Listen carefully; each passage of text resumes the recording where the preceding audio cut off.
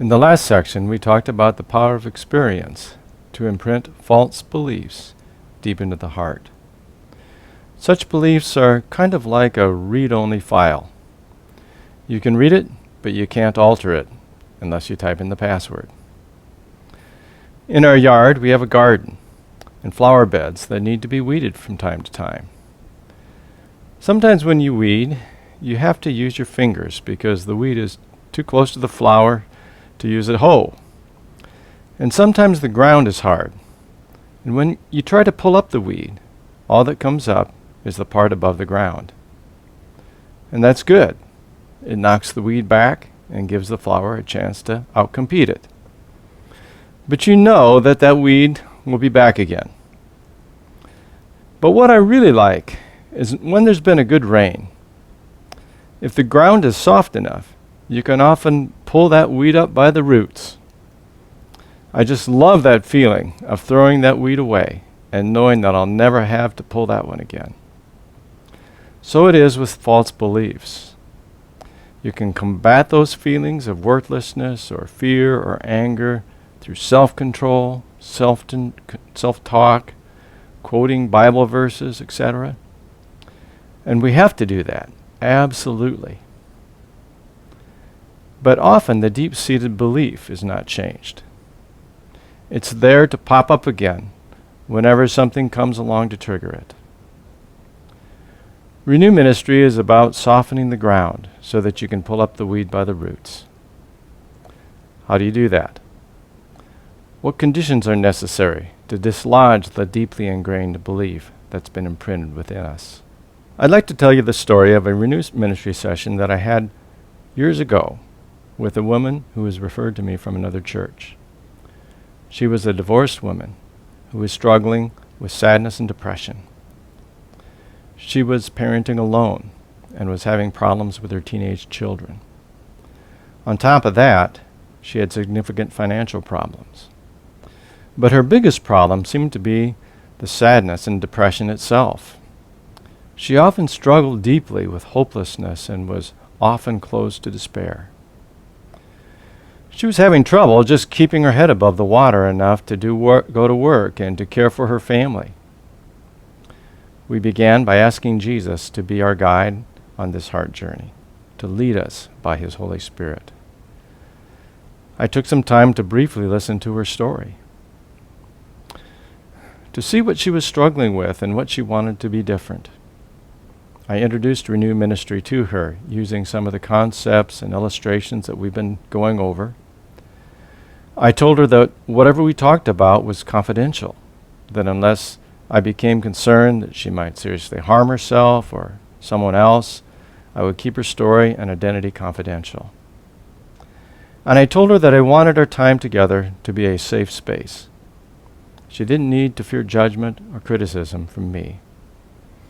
In fact, our goal was actually to find places in the heart that were angry or ashamed or afraid, and to find beliefs that were extreme. If we would uncover them and listen to them and understand them, we could potentially change them. She was nervous, but willing to give it a try. So I encouraged her to close her eyes and take a couple deep breaths and to look inside herself to see what emotion was there. Immediately, she connected with the sadness and the hopelessness that she'd been struggling with. I encouraged her to let herself feel the sadness and to try to get curious about it. And as she connected with her sadness, several memories came to mind. All of them seemed to revolve around disappointment with herself. As she reported what she was discovering, I listened empathetically and basically remained quiet, except for occasionally letting her know that it made sense to me why she was feeling sad. Suddenly, she appeared to be startled and a bit anxious. After a long pause, she whispered, "I don't want to look at this one." I remained quiet as she deliberated. It was an abortion memory. It had been many, many years ago. She thought that she had put it in her past, but the Lord was showing her that it was anything but in the past. She hadn't been a Christian at the time of the abortion, yet deep inside, part of her had known that what she was doing was wrong and didn't want to do it. As she kept looking inside and feeling, she found anger and rage. She was angry at the doctor and the nurses for not telling her more of the truth. She was angry with her boyfriend and others for pressuring her to do something that most of her really didn't want to do. She was angry at herself for not standing up and saying no. And after she had felt the anger and listened to the reasons she was angry, then the deep, deep pain came forward. Her overwhelming grief at the irreversible loss of her child. She just wailed, deep, racking sobs of grief. The grief was not totally foreign to her. Many times when she encountered a child the age that hers would have been, the grief would break out in a brief moment of sadness. But now it came pouring out in its fullness.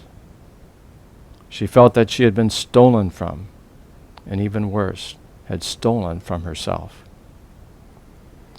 And after she had fully looked at the memory and felt all of the emotion that was there, the pain, the sorrow, the grief, the guilt, the anger, and the tremendous sense of loss, the Lord began to comfort her. He comforted her with the thought that her child was safe in the hands of God and actually better off than the rest of us walking through this broken world. He comforted her with the hope that one day she would see him. At my prompting, she decided to give her anger to God and to let him bear it. She asked him to take charge of whatever judgment still needed to be made concerning the situation. And that felt really good. And God gave her a deep sense of his forgiveness through the death of Jesus on her behalf. And she was able to release the anger that she felt toward herself as she realized God's love and grace and forgiveness. And she was even able to lift her grief to the Lord and ask him to take it. And he did. And he replaced it with a sense of his presence that spoke to the aloneness that she felt with the loss of what could have been. He was with her, and that truly seemed to be enough. When she left, she went away a lot lighter. She still had problems. She was still divorced. She still had problems with her children. And she still had financial struggles. But something in her heart was different. She had found freedom from guilt and bitterness and grief coming from an old wound. Now, this woman had been a Christian for many years. She had already confessed the sin of her abortion to the Lord and had asked for his forgiveness many times. But what happened that day was different. It went to a whole deeper level. She was able to put in the password so that she could rewrite the file. It was stored in the memory. That day, she was able to pull the weed up by the roots. So what were the conditions that were met that enabled her to do that? First of all, I explained to her in brief the process so that she had a basic understanding of what we were trying to do. Secondly, I worked to set up an environment of safety where she knew that what we talked about wouldn't be broadcast to her friends and relatives. And we worked to create safety by assuring her that I wouldn't judge or condemn her so that she felt safe to open up and share her inner world. Thirdly, she knew she needed help, and both she and I truly and wholeheartedly asked the Lord to lead and guide us and to show us any hurtful way that might be within. Fourthly, she had enough courage to explore and connect with her feelings of sadness and despondency and hopelessness. Fifthly, she was able to stay with the painful emotions and listen to the entire story that her wounded inner parts were saying. Sixthly, she was able to present her burdens of anger, grief, and aloneness to the Lord and give them to him. Lastly, she was able to notice God's presence, seek his perspective, and quietly listen to whatever the Spirit wanted her to know. Now, this isn't a list of everything that needs to happen with every person, in order to deal with inner wounding. But it is an example of the types of things that typically need to happen. Neither is it a linear process.